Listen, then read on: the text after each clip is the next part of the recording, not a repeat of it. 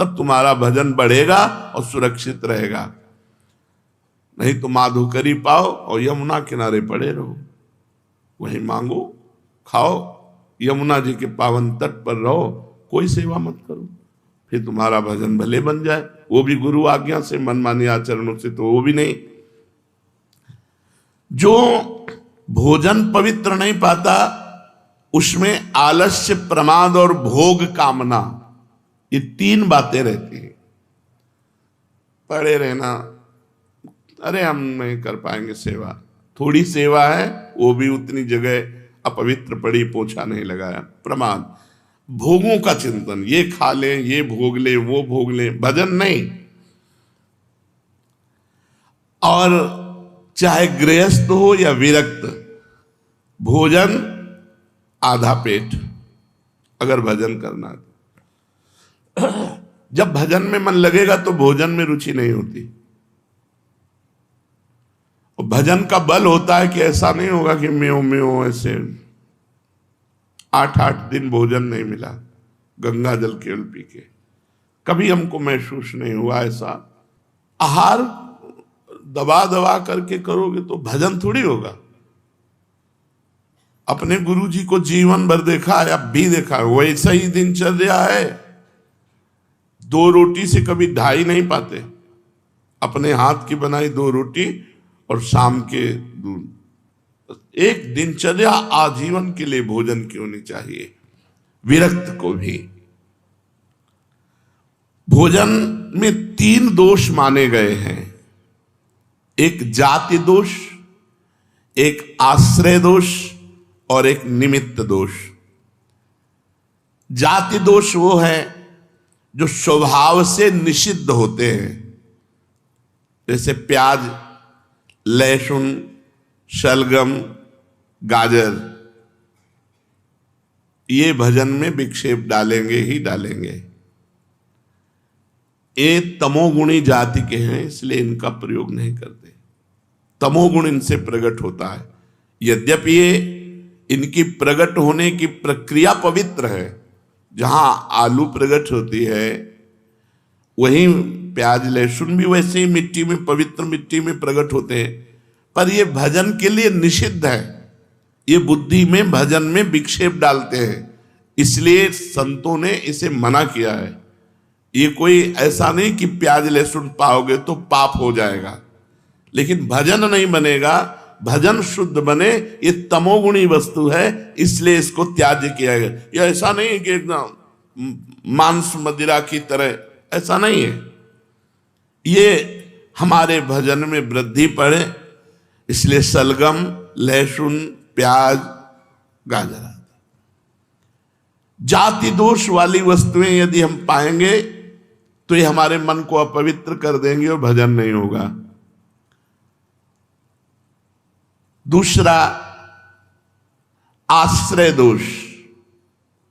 जैसे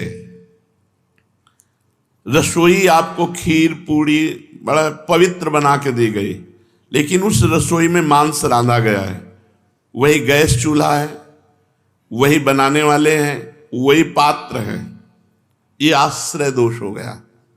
अगर आप पाते हैं तो आपकी बुद्धि भ्रष्ट हो जाएगी। जैसे मांस खाने से बुद्धि भ्रष्ट होकर उसका नरक गमन होगा, ऐसे ही उस रसोई का पाने से आपकी बुद्धि भ्रष्ट हो जाएगी, भजन में नहीं लगेगी। जैसे आश्रय दोष में पहला ये, जैसे शराब की बोतल है और उसमें गंगा जल भर दिया जाए तो आश्रय दोष के कारण वो गंगा जल आचमन के लायक नहीं रहेगा। जैसे जहां शराब रखी हुई है उसके पास आपके सब्जी रखी हुई उसी फ्रिज में, वो सब्जी वो आश्रय दोष के कारण अपवित्र हो चुकी है, क्योंकि वो मदिरा वहां रखी हुई है। इस तरह से आश्रय दोष का त्याग, जाति दोष का त्याग। जाति का यहां मनुष्य से नहीं है, यहां वस्तुओं से है। जो वस्तुएं शास्त्र निषिद्ध है उन वस्तुओं का सेवन न करें। आश्रय, आश्रय बहुत ही विवेक के, कहां भोजन, किनके यहां भोजन, कैसे आचरण करने वाले, बहुत ध्यान से। शुद्ध गाय का दूध भी यदि शराब के पास रख दिया जाए, जैसे फ्रिज है, बोतल शराब की रखी, वहीं दूध रखा है, वो दूध अपवित्र शराब की तरह आश्रय दोष के कारण हो गया, वो वैष्णव को कभी नहीं पाना चाहिए। इसीलिए बिना परिचय के भोजन नहीं करना चाहिए। और अपने फ्रिज में क्या क्या रखे हुए है, कैसे खाता पीता है क्या। अब इसीलिए माधुकरी वृत्ति को हम ज्यादा प्रेरित नहीं करते। तो ऐसे हम कोई पेट भरने के लिए बाबा जी बने क्या? उनकी पवित्र माधुकरी, जो पवित्र आचरण करते हैं, पवित्र व्यवहार करते हैं, उनसे हमारा भजन बनेगा। तो अब आकाश वृत्ति सर्वश्रेष्ठ है। जो भगवान दे दे उसी से अपनी व्यवस्था करके खाओ पियो, भजन करो। जैसे अपने यहाँ श्री जी के विधान में किसी से मांगा नहीं जाता, कोई दान पेटी नहीं, किसी का कोई किसी भी तरह घुमाओ फिराओ नहीं। ऐसे नहीं कि ओहो भाग्य खुल गए, रुपया रुपया के लिए बाबा जी बने, भोजन के लिए बाबा जी बने, भगवान के लिए बाबा जी बने। तो ऐसा नहीं संसार में कि अपवित्र ही लोग हैं, बड़े पवित्र भी हैं, उन्हीं से चलता है। तो आश्रय दोष, जाति दोष, आश्रय दोष। अब निमित्त दोष, साधक को निमित्त दोष से भी बचना चाहिए। जो वैष्णव नहीं है, जिनका अपवित्र आहार विहार है, उनका छुआ भोजन नहीं। हमारे लिए अछूत कौन? जो वैष्णव नहीं है, जो भजन नहीं करता। अगर वो चांडाल है और भजन कर रहा है, कंठी तिलक बांधे, हम उसके साथ बैठ के पालेंगे। लेकिन पंडित है, आचरण विहीन है, भगवत विमुख है, वो हमारी संगत। व्यास मिठाई विप्र की तामे लागे आग, वृंदावन के सोपच की जूठन खाइए मांग। अहोबत सुपचतो गरियान यज्जिभ्याग्य वर्तते नाम तुभ्यम। वो स्वपच भी विश्व पूजनीय है, जिसकी जिभ्या पे हरि नाम विराजमान है। जो भगवत भजन नहीं करते, उनके हाथ का नहीं पाना, और कोशिश करें उनकी दृष्टि न पड़ पावे भोजन पे। जैसे हम ठाकुर जी के लिए पर्दा करके अगर ले भी जाना है तो थाल ढक कर कोई देख न पावे, पर्दा लगा के भोजन, निमित्त दृष्टि भी न पड़ पावे ऐसे लोगों की, जो भगवत विमुख हैं, जो नीच आचरण करते हैं, उनकी भी दृष्टि का निषेध। साधक को इन तीन दोषों से रहित भोजन पाना चाहिए। जाति दोष, आश्रय दोष, निमित्त दोष कहां रखा है, इसका भी प्रभाव पड़ता है। अब प्रधान प्रधान वस्तुएं कह रहे हैं कि जैसे गौ का दूध है, गौ का दही है, गौ का घी है, ये पवित्र भजन में बहुत सहयोगी होंगे। फिर तो पेट पालने के लिए, भजन के लिए गौ का दूध, जैसे भैंस का है, बकरी का है, भजन के लिए नहीं। भजन के लिए गौ का दूध, गौ का घी। भजन में दूध ना मिले तो भला, लेकिन अन्य पशु का दुग्ध बाधक है। गाय का दूध, गाय का दधी, घी, श्वेत तिल, मूंग, कंद, केला, आम, नारियल, आंवला, धान, जीरा, जौ, गेहूं, नारंगी, इनका प्रयोग करें। बिल्कुल बाजार की वस्तुएं अगर भजन करना है तो नहीं पाना चाहिए। नियम ले ले, कहां बना है, कौन बनाया है, उसका विचार क्या है, उसके आचरण कैसे है, उसकी पवित्रता क्या है, ये अन्न पर प्रभाव डालती है। जैसा हम अन्न पाते हैं वैसे ही हमारे विचार बनते हैं। बिना औषधि के शहद नहीं खाना चाहिए, भजन में बाधक है। शहद का केवल आदेश है यदि आप बीमार हो तो औषधि में पा सकते हो, नहीं शहद पाने से फिर अपराध पाप लगता है।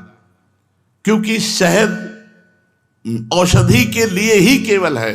जैसे टेबलेट औषधि के लिए हैं कुछ, आप उनको नशे के लिए प्रयोग करने लगे तो निषेध है। आपको टेबलेट ऐसे नहीं मिले बिना डॉक्टर। तो ये मधु जो शहद है ये बलवर्धक है, ऐसे नहीं खाना चाहिए। शास्त्र आदेश करता है, भजन नहीं बनेगा। केवल औषधि में इसका प्रयोग है कि आयुर्वेदिक आदेश है ये औषधि पानी शहद से, अनुपान से, तो शहद ले लिया जाए। उपासक को चाहिए कि जिस अन्न को शाम के बनाया गया सुबह न पाए। पकवान में जैसे घी से तले हुए पदार्थ हैं, ये 1-2 दिन तो ठीक है, लेकिन जैसे रोटी दाल है, ये अन्न कच्चा अन्न है, ये बासी अन्न और रूखा अन्न, और जिसमें बाल पड़ गया है, मक्खी मर गई है, ऐसे अपवित्र अन्न, इनका त्याग करे। कांसे के बर्तन में साधक न पावे। अपने लोग तो रज, बड़ी कृपा है, रज के ही पात्रों का प्रयोग है। भोजन के संबंध में और एक बात ध्यान रखनी चाहिए कि भोजन पाते समय आपका चिंतन कहां गया है, चिंतन कहां है। भोजन पाते समय न भोजन में चिंतन होना चाहिए और न किसी व्यक्ति वस्तु स्थान का। अगर किसी व्यक्ति का चिंतन करते हुए भोजन पाते हो तो उसका स्वभाव गुण आपके ऊपर जारी हो जाएगा, लागू हो जाएगा। आपको 24 घंटा परेशान रहना पड़ेगा उसी के स्वभाव का। यदि वो कोई संत है तो आपका भजन 24 घंटा बढ़ेगा, 24 घंटे इसका प्रभाव रहेगा, जो विशेष रहेगा 24 घंटे प्रभाव रहता है। तो भोजन पाते समय उपासक को बहुत सावधानी पूर्वक अपने चिंतन को प्रभु में या किसी महाभागवत में, गुरुदेव संत जो सिद्ध महापुरुष हुए हैं, इंद्रियों को बल मिले,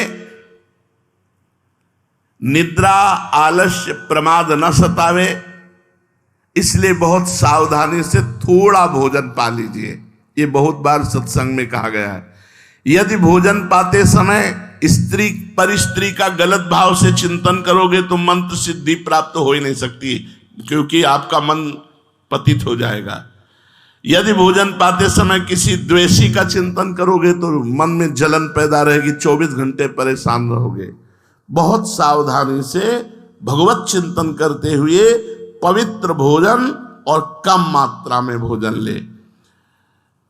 सन्यासी, वैष्णव, विरक्त, इनको चाहिए कि भोजन परख करके ही पावे, भले उपवास करना पड़े, ऐसा वैसा भोजन न ले। चर्चा, भोजन ये विशेष। अब दूसरी चर्चा, अगर साधक बैठ करके हंसी मजाक करके पर स्त्री आदि की चर्चा, काम आदि की चर्चा करते हैं तो उस स्थान को तुरंत छोड़ देना चाहिए। अगर वो गंदी बातें दिखाते हैं, मोबाइल में गंदी बातें या ऐसे गंदी बात करते हैं, तो जो साधक को मंत्र सिद्ध करना है तो कान में अंगुली डाल के तुरंत हट जाए। बस एक ही दवा है, उस व्यक्ति से दोबारा मिले ना, उस व्यक्ति की चर्चा न सुने जो कामुक है, जो काम की बातें करता है, जो भगवत विरुद्ध करता है। और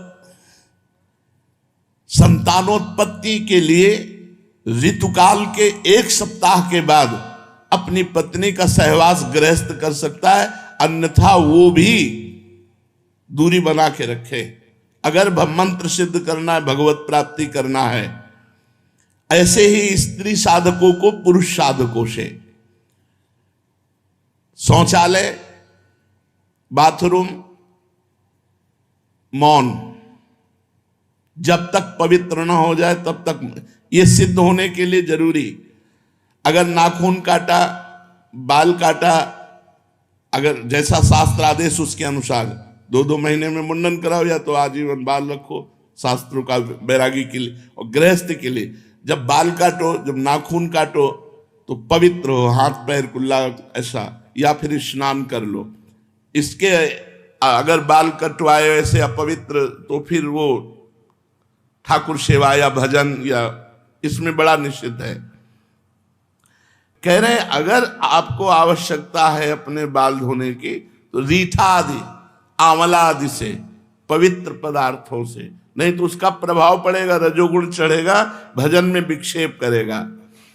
कभी जूठे मुंह न रहे, कुछ भी अगर खाया तो आचमन करें 3 बार, राधा वल्लभ श्री हरिवंश, राधा वल्लभ। वैसे शास्त्री तो केशवाय नमः, नारायणाय नमः, माधवाय नमः। और हो सके तो 3 समय स्नान करे, नहीं तो 2 काल तो करे ही, प्रातः और सायं। ऐसा नहीं कि आपको शौच नहीं लगती तो आप स्नान न करें। प्रातः और सायं 2 स्नान तो होने चाहिए, वैसे 3 स्नान, त्रिकाल स्नान की बात है। अपने इष्ट देव जी की पूजा करके ही भोग प्रसाद पावे। जो इष्ट देव विराजमान है पहले उनको भोग लगा के पूजा करके ही प्रसाद पावे। तो हो सके तो धामवासी भूमि शयन 2 बार या 3 बार स्नान, आजीवन ब्रह्मचर्य या संतानोत्पत्ति के लिए मासिक धर्म के 1 सप्ताह की पवित्रता के बाद सहवास, मौन, गुरु सेवन, पाप कर्म का परित्याग, नित्य ठाकुर सेवा, नित्य दूसरों को सुख पहुंचाने की सेवा, नित्य भगवद स्तुति, नित्य नियम पूर्वक नाम जप। अगर इन नियमों का पालन करेगा तो ये मार्ग जो है वो सिद्धावस्था तक पहुंच जाओगे। अगर इधर उधर जरा भी कुछ हुआ तो माया के पंथ ऐसे हैं कि घसीट करके बहुत दूरी बना देंगे। ध्रुवदास जी ने लिखा, राई के सम चलत ही होत और की ओर। तो भगवान कहते हैं हजारों पुरुषों में कोई एक चलता है, मनुष्याणाम सहस्तेस्तु, और उन चलने वालों में कोई एक बिरला सिद्ध होता है।